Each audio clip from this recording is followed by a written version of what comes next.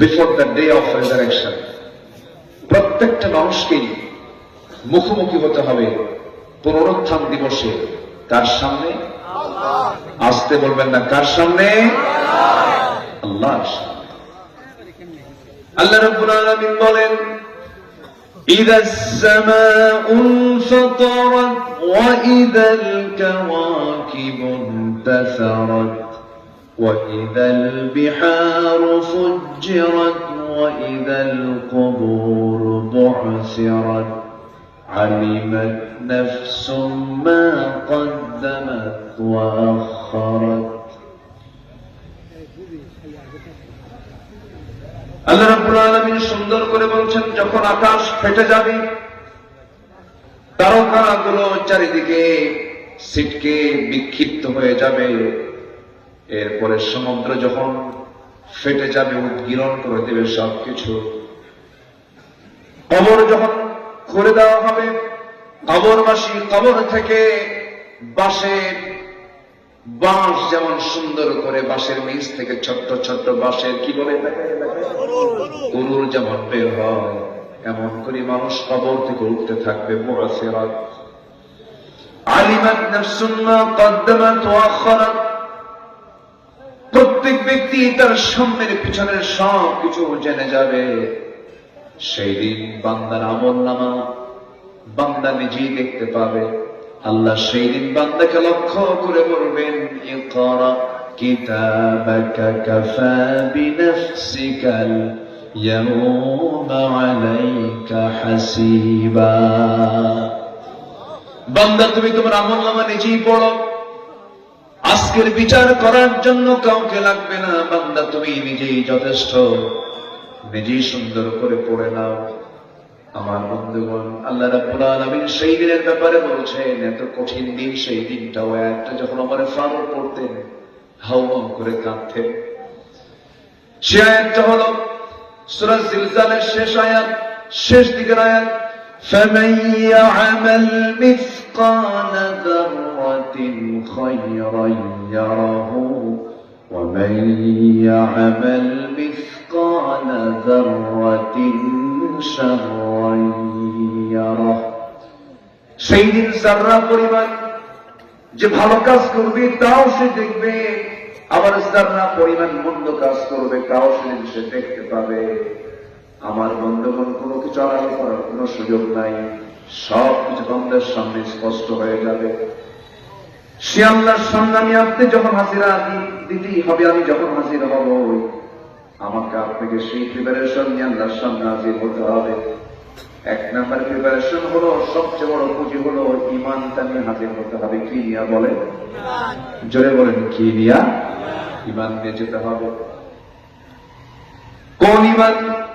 আমলহীন ঈমান নয়, আবার ঈমানহীন আমল নয়, দুটাই লাগবে। আল্লাহ রাব্বুল আলামিন বলছেন, ইন্নাল্লাযীনা আমানু ওয়া আমিলুস সালিহাতি কানাত লাহুম জান্নাতুল ফিরদাউসি নুজুলা খালিদিনা ফিহা লা ইয়াবগুনা আনহা হিওয়ালা। ঈমান যারা আনবে এবং আমলে সালেহ যারা করবে, আল্লাহ ওয়াদা করছেন, আমি আল্লাহ রাব্বুল আলামিন তাকে এক নম্বরে জান্নাত, জান্নাতুল ফিরদাউস আমি তাকে পাঠায়া দেব, জান্নাত আমি তাকে দিয়ে দেব। কিন্তু শেষের দিকে আবার শর্ত জড়িয়ে দিয়েছেন, ফামান কানা ইয়ারজু লিকা রাব্বিহি ফালইআমাল আমালান সালিহান ওয়া লা ইউশরিক বিইবাদাতি রাব্বিহি আহাদা। আল্লাহ বলছেন, আমার সঙ্গে যদি কেউ সাক্ষাৎ করতে চায়, সে যেন শিরকের ধারে পাশে না যায়, শিরিক মুক্ত হয়ে আমার সঙ্গে যেন সাক্ষাৎ করে। আমার নবী একদিন সাহাবায়ে কেরামকে বলছেন, আলা উনাব্বিউকুম বিআকবারিল কাবাইর, আমি কি তোমাদের কি বড় বড় কবিরা গুনাহের কথা বলবো নাকি? রাসূল বললেন, প্রশ্ন করলেন, সাহাবীরা বলছেন, হুজুর বলুন। হ্যাঁ, আমরা শুনতে চাই। আমার নবীজি তিনটা বড় বড় গুনার কথা বললেন। শুধু তিনটাই কবিরা গুনাহ নয়, আরো কবিরা গুনাহ আছে। এর মধ্যে সেদিন তিনি বললেন, আল ইশরাকু বিল্লাহ, উকুকুল ওয়ালিদাইন, কওলুজ যুর, এই তিনটা সবচেয়ে আকবারুল কাবাইর, কবিরা গুনার মধ্যে সবচেয়ে বড় কবিরা গুনাহ হলো এই তিনটা। আল্লাহ রাব্বুল আলামিন এইটাকে অফার করছেন, বান্দা শোনো, তোমার জীবনের ছোটখাটো গুনার দিকে আমি আল্লাহ তাকাবো না, ছোটখাটো গুনাহ সব মাফ করে দেব তুমি যদি বড় বড় কবিরা গুনাহগুলো ছেড়ে দিতে পারো। আল্লাহ রাব্বুল আলামিন বলেন, ইন তাজতানিবু কাবাইরা মা তুনহাউনা আনহু নুকাফির আনকুম সাইয়্যাতিকুম ওয়া নুদখিলকুম মুদখালান কারীমা। বান্দা তুমি যদি বড় বড় গুনাহগুলোকে ছেড়ে দিতে পারো, আমি তোমার ছোট ছোট গুনার দিকে নজরই দেব না, আমি ওগুলোকে মাফ করে আমি তোমাকে সম্মানজনক জান্নাত দিয়ে দেব। জোরে বলি সুবহানাল্লাহ। সবচেয়ে বড় চ্যালেঞ্জ হলো বড় গুনাহগুলোকে আমরা ছাড়বো। কি গুনাহ? বড় গুনাহগুলোকে আমরা ছেড়ে দেব। যেরকম রাসূল বললেন শিরকির গুনাহ বড় গুনাহ। কিছু কিছু লোকের রোগ আছে, মাজার দেখলে পরে পাগলা হয়ে যায়, সেজদা দেব কেমনে? আছে না নাই? আসতে বলে আছে না নাই? মাজারে দেখলে সেজদা মারে, হারাম। ওয়াইদা ইসতাআনতা ফাসতাইন বিল্লাহ, যদি চাইতে হয় আমরা কার কাছে চাবো? আল্লাহর কাছে চাবো। জুতা ফিতা ছিললে আমরা আল্লাহর কাছে বলবো। আমার বন্ধুগণ, শিরকের গুনাহ কখনো মাফ হবে না, আল্লাহর ওয়াদা। ومن يشرك بالله فقد حرم الله عليه الجنة, যে ব্যক্তি শিরকের গুনাহ করবে আল্লাহ রাব্বুল আলামিন তার জন্য জান্নাতটা হারাম করে দিবেন, তার জন্য জান্নাত বাজেয়াপ্ত হয়ে যাবে। শিরকের ধারে পাশে যাওয়া যাবে না আমার বন্ধুগণ, এটা মারাত্মক গুনাহ। নাম্বার 2 হলো উকুকুল ওয়ালিদাইন, পিতা মাতার সঙ্গে খারাপ আচরণ করা। এমন সন্তান বুঝি বাংলার জমিনে নাই? আছে? আছে? আছে? নেতার পিছনে দৌড়ায়, নেতাও গাঁজা খায়, কর্মীও গাঁজা খায়, লক্ষ লক্ষ টাকা দিক সেদিক গোড়ামড়ি করে, সব নষ্ট করে ফেলে, কিন্তু বাবার দিকে তাকায় না, মার দিকে তাকায় না। এমনকি এমন সন্তান আমার দেশে জন্ম হয়েছে, সন্তান হয়ে মাকে পর্যন্ত জবহ করেছে। সম্পত্তির নেশায় বাবাকে গুলি করে হত্যা করেছে, বাবাকে টুকরো টুকরো করেছে, টুকরো টুকরো করে বিভিন্ন জায়গায় লাশগুলোকে ফেলে দিয়েছে, অংশগুলোকে পার্ট করে ফেলে দিয়েছে। এমন ঘটনা আমার দেশে আছে না নাই? আছে। এই যে চিত্রগুলো চিত্রায়িত হচ্ছে, এর মূল কারণ হলো জাতি আজকে কোরআন থেকে কাছে না দূরে। দ্বীনের জ্ঞান নাই তো। এই দ্বীনের জ্ঞান থাকলে পরে এমনটা হতো না। নৈতিকতার শিক্ষা ছাড়া জাতির কখনো পরিবর্তন হতে পারে না। 16 বছর যত আমাদের দেশে সিলেবাস প্রণয়ন করা হয়েছে, তা দিয়ে জাতি নৈতিকতার কিছুই শিখতে পারে নাই। গত বছরের শুরুর দিকে শিক্ষকদেরকে ট্রেনিং শিখাইছে প্যাক প্যাক, হাসির হাসির ডাক, ব্যাঙের নাচ, ব্যাঙ কেমনে নাচে, হাঁস কেমনে আওয়াজ করে। আর যৌন শিক্ষার জন্য ক্লাসের ভিতরে বাধ্যতামূলক করা হচ্ছিল। আচ্ছা, যদি কোন ছেলের বিয়েতে যদি বলে এই ছেলেটা বিয়ের পূর্বে আরো 3 বছর যৌন শিক্ষা খুব ভালো ট্রেনিং নেওয়া আছে, ওর কি বিয়ে হবে? আস্তে করে বিয়ে হবে।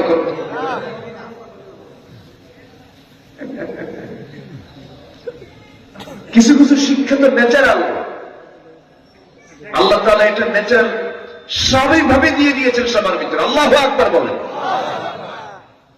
পাখি যে আকাশে ওড়ে, ট্রেনিং নিয়ে ওড়ে? ওর সবই তো আকাশে ওড়া, আল্লাহ এরকম করে বানায় দিয়েছে।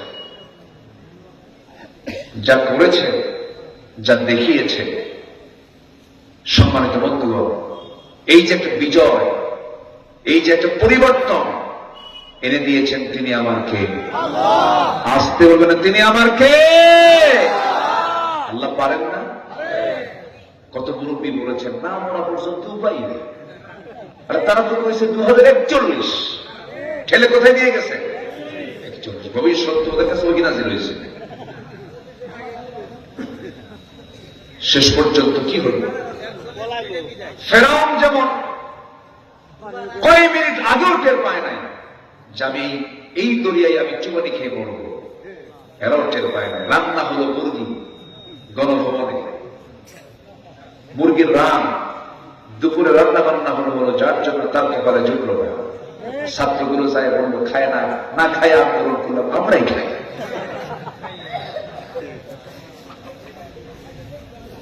সম্মানিত বন্ধুগণ,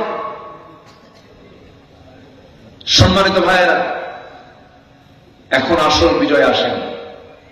আসল বিজয় যদি হয়ে যেত, সমাজে সুদ থাকতো না, সমাজে মদের বোতল থাকতো না, জেনার কারবার থাকতো না, সমাজ থেকে এই হারাম সুদ, মদ, জুয়া, জেনা, চুরি এগুলো বন্ধ করার জন্য অবশ্যই বিধানের প্রয়োজন আছে না নাই? আসতে বলবেন না, আছে না নাই? যুব সমাজ, তোমরা সচেতন হয়েছ, সচেতন হয়ে থাকো, উন্নত চরিত্র গঠন করো, জান্নাতি চরিত্র গঠন করো, হোসনে খুলক নিয়ে আসো। শুধু এতটুকু তোমার যদি থাকে, আগামীর বাংলাদেশ তোমার হাতে চলে যাবে, তোমার হাতে চলে যাবে। তুমি দেশকে করবে, তুমি দেশকে করবে। ভাবছিলাম যুব সমাজ মনে হয় ডিভাইস আক্রান্ত হয়ে, মাদকাসক্ত হয়ে, অসৎ নেতৃত্বের সবলে পড়ে মনে হয় শেষ হয়ে গেছে। না, জাতীয় মাতার তালে ঠিক ছিল। বলি আলহামদুলিল্লাহ, আলহামদুলিল্লাহ বলেন। জীবন দেওয়া একটা সস্তা না, যত রক্ত লাগে দেব, প্রয়োজনে লোক পাঠাবো, আমি যাবো না। এই লোক, এরকম লোক আছে না নাই বলেন? ওই সমস্ত ছাত্ররা কি তা করেছে? আল্লাহু আকবার। ইল্লা তানফিরু ইউআযিবুকুম আযাবান আলীমান ওয়া ইস্তাবদিল কওমান গায়রাকুম ওয়া লা তাদুররুহু শাইআ। ওরা পালায় নাই, ওরা সামনে গিয়েছে, পিঠ দেখায় নাই, বুক দেখিয়েছে। আল্লাহু আকবার বলেন। কে বিজয় দিয়েছে? আল্লাহ। আসলে কে বিজয় দিয়েছেন? আল্লাহ। কি করে নাই তারা? আল্লাহ সাইদের মতো মানুষটাকে কেমনে মানল? নির্দয়ের মতো মেরেছে তারা, অনেক কিছুই করেছে। অতএব যুবকরা, তোমাকে সচেতন হতে হবে, তোমার চোখ কান খোলা রাখতে হবে, তোমাকে নামাজি হতে হবে। অবৈধ কোনো সম্পর্কে জন্ম যাবে না, তোমাকে বায়াস হতে হবে। আল্লাহ তুমি কবুল করো, জোরে বলি আল্লাহুম্মা আমিন, আরো জোরে আল্লাহুম্মা আমিন। সম্মানিত ভাইরা, তাহলে পিতা মাতার সঙ্গে খারাপ আচরণ করা যাবে? আসতে বলে না যাবে? যাবে। আমার বন্ধুগণ, কিন্তু আজকের সমাজে লক্ষণীয়, পিতা মাতার সমাজের পরিবারের জন্য বোঝা হয়ে দাঁড়ায়। গত বছরের নাটোরে একটা মাহফিল ছিল, এক মুরব্বী আমার কাছে চিঠি লিখেছেন। একজন বয়স্ক মা আমার কাছে কাঁপা কাঁপা হাতে একটা চিঠি লিখেছেন। সেই চিঠির বিষয়বস্তু হল, আমার সালাম নেবে। আমার 3টা ছেলে, একটা মেয়ে, মেয়েটাকে বিয়ে দিয়েছি, ছেলে 3টাও বিয়ে করেছে, তাদের ঘরগুলো আমার ঘরের চতুর্পার্শ্বে। আমি 72 বছর বয়সে নিজের রান্না নিজেই করে খাই, নিজেই রান্না বান্না করি। আমার 3টা ছেলের বউ আছে, পরিবার আছে।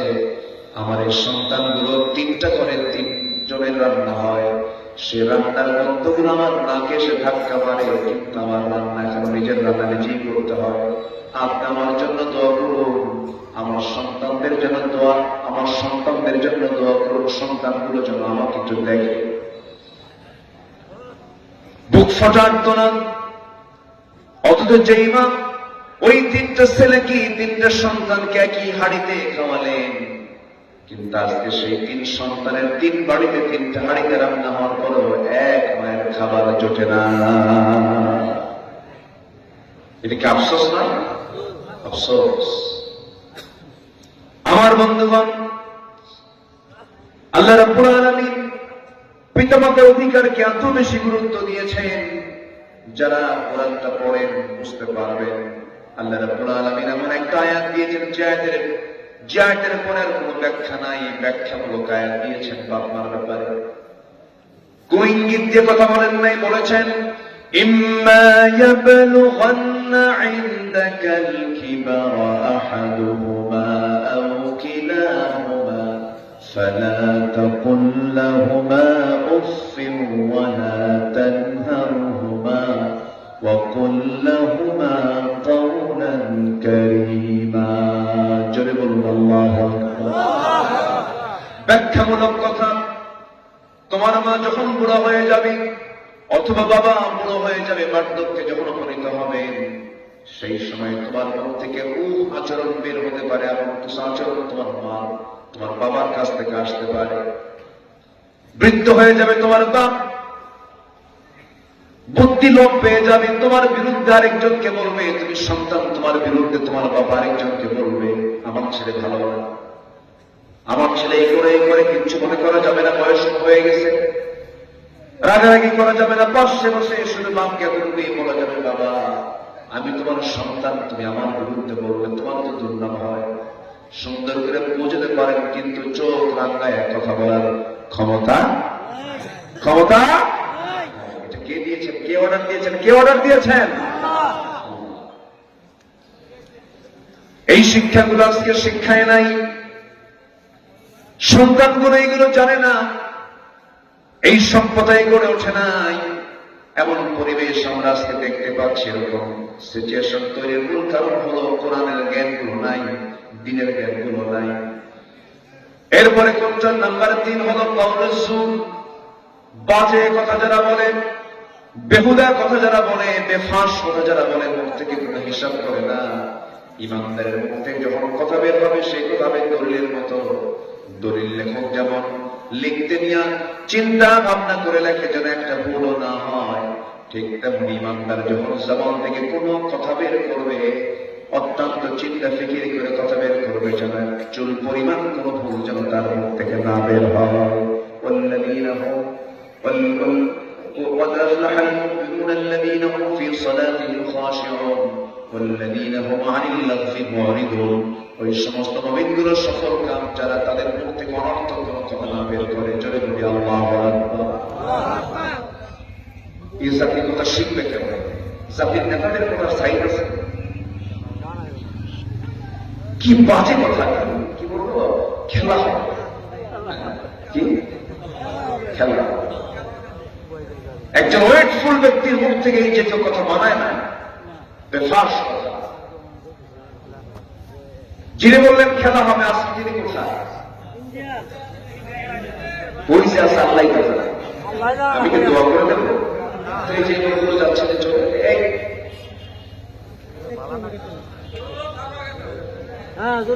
কি আমি কি আলোচনা চালিয়ে যাব? সবাই থাকতে রাজি আছেন তো? জোরে বলি ইনশাআল্লাহ। একটু আমাকে সময় দেন প্লিজ, কেউ নড়বেন না, একটু আমাকে একটু সময় দিয়ে আমাকে সহযোগিতা করবেন। এত রাতে ওঠা এলাকার ট্রেডিশন মনে হয়। আমি আসছি অনেক আগে, গতকালকে আমার এই সময় মাহফিল শেষ, এর বহু আগে শেষ। আমি চেষ্টা করি একটু যৌবন টাইমে ওঠার জন্য চেষ্টা করি, কিন্তু এই এলাকার যে সিস্টেম পদ্ধতি, যাই হোক আমার দিকে থাকা, তাহলে মুখ থেকে কি কোনো বাজে কথা বের হওয়া যাবে? বাজে কথা বের হওয়া যাবে? এগুলো মারাত্মক গুনাহ, যে গুনাহগুলো তওবা ছাড়া মাফ হয় না। আল্লাহ আমাদেরকে হেফাজত করুন, জোরে বলি আমিন।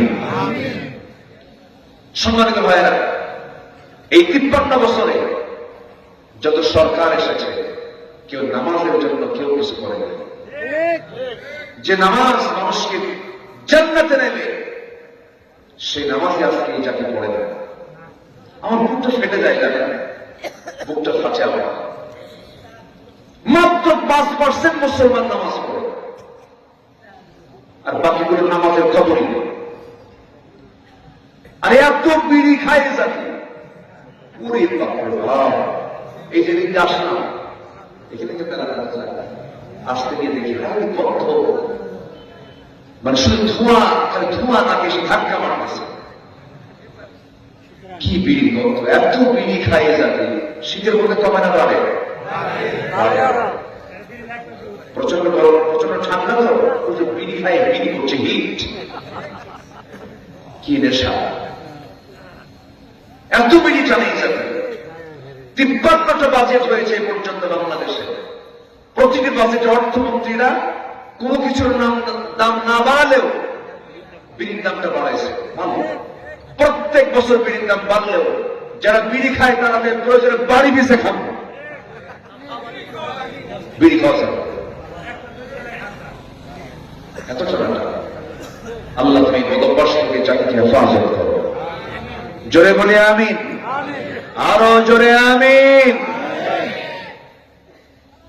আবার মাহফিলে এসে প্রশ্ন করে বলে বিড়ি খাওয়া কি জায়েজ?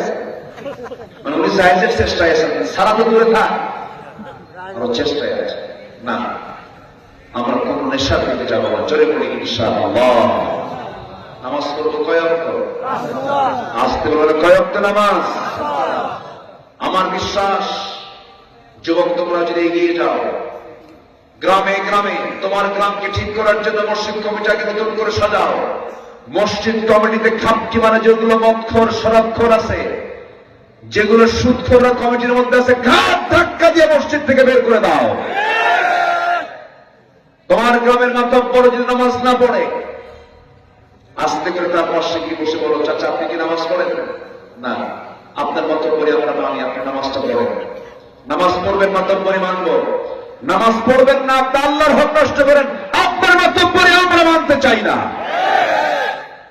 তোমার গ্রামে তুমি দেখো কোন ঘর থেকে কোন মহিলা আপত্তিকর পোশাক পরে বের হয়, তুমি নোট করো। যুব সমাজ তোমরা সেই পরিবারের মুরব্বীর কাছে গিয়ে বলো যে এই যে আপনার মেয়ে অথবা আপনার স্ত্রী আপত্তিকর পোশাক পরে আসে, আমরা নামাজ পড়ব, আমরা ঈমান নিয়ে টিকে থাকতে চাই, আমাদের চোখের গুনাহ হয়, চোখের অসুবিধা হয়, আমাদের আমলনামা ক্ষতিগ্রস্ত হয়ে যায়। এই গ্রামে থাকতে হলে মুসলিম পরিবার, এজ এ মুসলিম, অবশ্যই বোরকা ছাড়া গ্রামের কোন মহিলা বের হতে পারবে না। সময় এসেছে, এখন আমাদের সময় এসেছে, ঠিক কিনা? এই সময়টা কখনো পাইনি, 53 বছর পাইনি আমরা। এই 16 বছর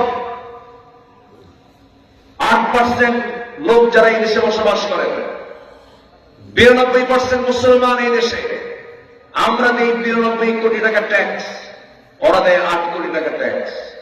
অথচ বিগত 16 বছরে 64 ডিস্ট্রিক্টের 64 ডিসি ম্যাক্সিমাম ছিল 8% লোকের হাতে, ঠিক কিনা? অথচ ট্যাক্স দিলাম কারা বেশি? আমরা বেশি। সেই দিন আমরা আর দেখতে চাই না। আমরা দেশটাকে সুন্দর করে সাজাবো। জোরে বলি ইনশাআল্লাহ, জোরে বলি ইনশাআল্লাহ। কি দিয়া? আসতে বলবেন না, কি দিয়া? তাহলেই সফল হবো। আমার রাসূল কি সাধারণ কোনো মানুষ? যার মুখে একটা মিথ্যা কথা সারা জীবনে বের হয়নি, একটা মিথ্যা কথা বের হয় নাই, কত করে। সেই নবীজি নবুয়ত পাওয়ার আগে কম চেষ্টা করেন, উনি তো মানবতার নবী ছিলেন। ওনার মন কাঁপত, সমাজকে কিছু দেওয়ার জন্য ছটফট করত, হেল্পফুল ফুজুল গঠন করেছিলেন। পেরেছিলেন? সফল হতে পারেন না। নবুয়তের আগ পর্যন্ত অনেক চেষ্টা করেছেন, পারেন না। কেন পারেন নাই? তার কাছে সফলতার কোন তন্ত্রমন্ত্র ছিল না। চেষ্টা করেছেন, ব্যর্থ হয়েছেন। নবী যদি, নবীর অবস্থান থেকে এমন একজন মহান ব্যক্তি যদি, এত বড় ব্যক্তি যদি কোরআন ছাড়া চেষ্টা করে যদি ব্যর্থ হয়ে যান, আমি আপনি কেমন করে সফল হব? যে নেতা আপনার সামনে কোরআন ছাড়া নেতৃত্ব দিতে আসবে, যে ব্যক্তি আপনার সামনে ইসলাম ছাড়া অন্য কোন বিষয় না আপনার সামনে দাঁড়াবে, শুধু বলবেন ভাই আপনি আমার কাছে আসছেন কি দাওয়াত নিয়ে? দেশকে সুন্দর করে সাজাতে চাই, কি দিয়ে সাজাবেন? আমার বাপ আছে, আমার নেতা আছে, এরকম জাতীয় কথা যদি বলে, সেই সময় সোজা বলে ফেলবেন, শোনেন, কোরআন দিয়ে যদি সমাজ করেন ভালো কথা, ইসলাম দিয়ে যদি সমাজ করেন ভালো কথা, মানব। আপনি কোরআন ছাড়া ইসলাম ছাড়া যেই কথাই বলবেন সেই নেতৃত্ব আমরা মানব না। যদি খুব বেশি জোর প্রয়োগ করে, বেশি প্রেসার ক্রিয়েট করে, জুতা মারবে। আসতে কন কেন? আসতে কন কেন? সব দেখছি তো আমরা, কোনো কিছু দেখা বাদ নেইনি, আমরা সব দেখা শেষ করেছি। যুবকরা, যে নেতা তোমার হাতে মদের বোতল তুলে দেবে, জেনার কারবার করবে, তোমাকে অসৎ নেতৃত্বের দিকে ইঙ্গিত করবে, তোমাকে ইয়াবা হাতে তুলে দেবে, অস্ত্র হাতে তুলে দেবে, নামাজের কথা বলবে না, পরকালের কথা বলবে না, ওই সমস্ত নেতৃত্বের মুখে আমরা জুতা মারি, থুতু মারি। ওগুলো বাদ দিতে হবে। আমার আখিরাত ঠিক করতে হবে। কি ঠিক করতে হবে? আখিরাত। আমার ভাইরা, আমার নবীজিও চেষ্টা করেছেন, পারেন নাই। আমার নবীজি এমন যুগী, এমন এলাকায়, এমন কওমের মধ্যে তিনি জন্মগ্রহণ করেছিলেন, সেই সময় তৎকালীন দুনিয়ার সবচেয়ে বড় বড় যুগ ছিল, সবচেয়ে বড় অসভ্য জাতি ছিল ওই জাতি। ওই কুরাইশ বংশ আমার নবীজির জন্ম হয়েছিল। এমন একটা সমাজে জন্ম হয়েছিল যে সমাজের মানুষ এত নোংরা ছিল, নিজের মাকে পর্যন্ত বিয়ে করত। যদি বলি নাউজুবিল্লাহ, বাবা বিয়ে করে আনছে এক মহিলাকে, তালাক দিয়ে দিচ্ছে, সেই সব মাকে আবার ছেলে বিয়ে করে ঘরে আছে। মদের পানির চাইতে মদ বেশি খেত,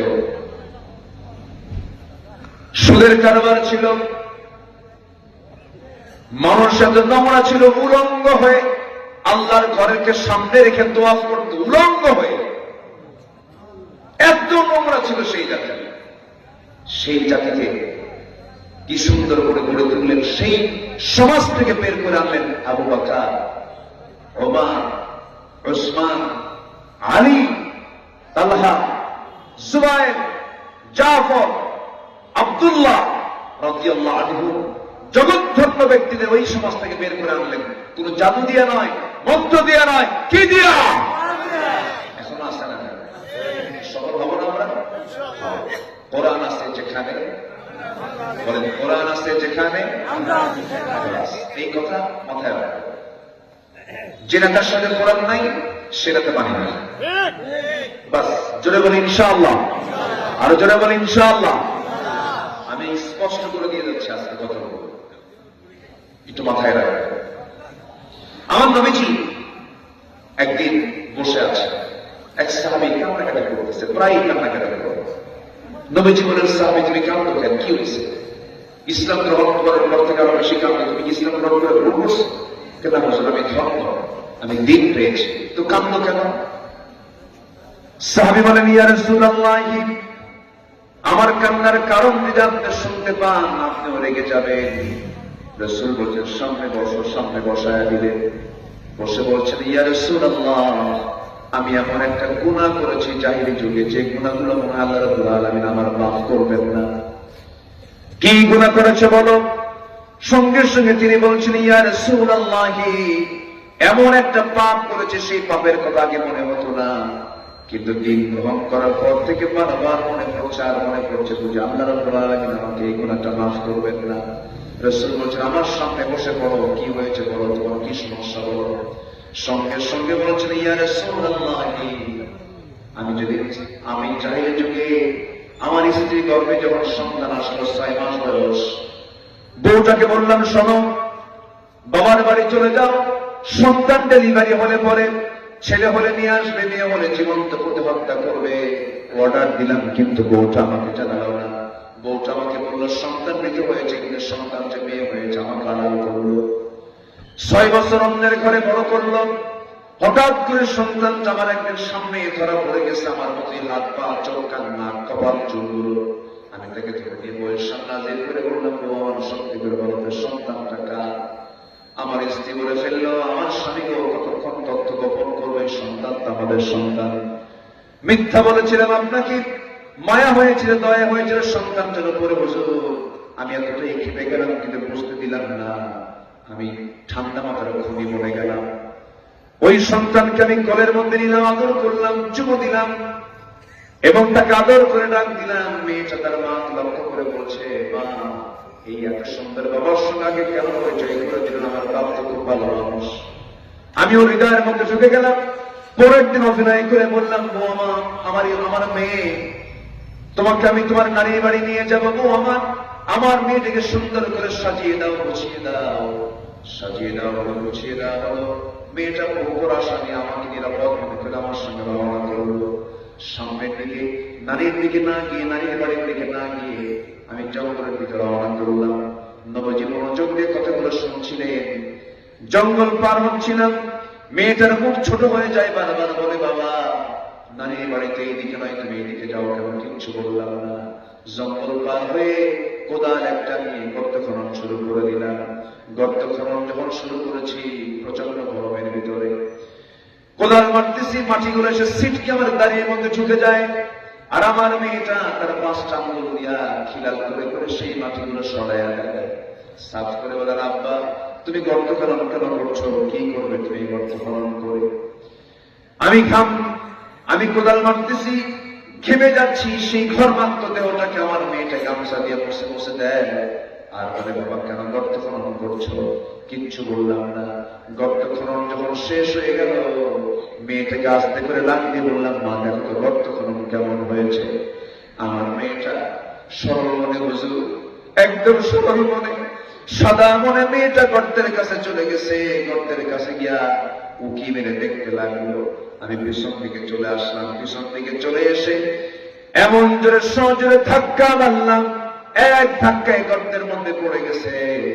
চিত হয়ে পড়ে দিয়ে আবার সামনের দিকে আবার সোজা হয়ে চিত হয়ে 2টা হাত এক জায়গায় করে বলছে, বাবা বুঝতে পেরেছি আমার এই জায়গায় আসার কারণ কি, তুমি আমাকে এখানে কেন নিয়ে এসেছো? আমার মা কথাই বাস্তব হয়েছে, তুমি আমাকে আজকে হত্যা করার জন্য এই জায়গায় নিয়ে আসছো। বাবা আমি তোমাকে ওয়াদা দিচ্ছি, বাবা তুমি আজকে আমাকে প্রাণে যদি একটা বারের জন্য বাঁচায় দাও, মৃত্যু পর্যন্ত আমার এই চেহারা তোমার সামনে আমি কখনো দেখাবো না। হুজুর এত অনুনয় বিনয় করলো, এত আমার কাছে খুব জোর দাবি করলো, আমার চোখের সামনে কান্নাকাটি করলো। এই পাষাণ হৃদয় শিরকিয়াতের কারণে, জিহালাতের কারণে, সামাজিক কারণে দিল বিন্দু পরিমাণ দিল কাঁদলো না। হাতের মধ্যে পাথর নিলাম, পাথর নিয়ে তার কলেজা বরাবর এমন জোরে মেরে দিলাম, সিংকি দিয়ে রক্ত বের হয়ে গেল। ভিতরে থেকে আওয়াজ আসতেছে, বাবা বাবা আমাকে বাঁচাও। কিন্তু আমি পারলাম না। পাথর চাপা দিয়া, মাটি চাপা দিয়া, জনমের মতো চোখের সামনে নিজ হাতে নিজের সন্তানকে আমি খুন করে সেখান থেকে চলে আসলাম। কোনদিন এত মনে হয় না। যেদিন থেকে দিন গ্রহণ করেছি, যেন মনে হয় প্রত্যেকটা রাতে আমার সেই মেয়েটা আমাকে আব্বা বলে ডাকে। আমার ঘুম হয় না। আমার নবীজি সাহাবীকে বুকের ভিতরে আর জড়াইয়া ধরলেন, জড়িয়ে ধরে কাদা কাদা কণ্ঠে বলছেন, ও আমার সাহাবী রে, ইসলাম তেমন একটা বিষয় না, দিন গ্রহণ করার পরে তোমার আল্লাহ রাব্বুল আলামিন এই বড় জটিল গুনাহ মাফ করে দিয়েছে। আমার ভাইরা, সেই যুগের মানুষগুলো এত পাষাণ ছিল, আর সেই যুগের মানুষগুলো এত সুন্দর। একটা শতবিভক্ত জাতিকে এক সুতার কাঠিতে আবদ্ধ করে সুন্দর মানুষ গড়ে তুলেছেন।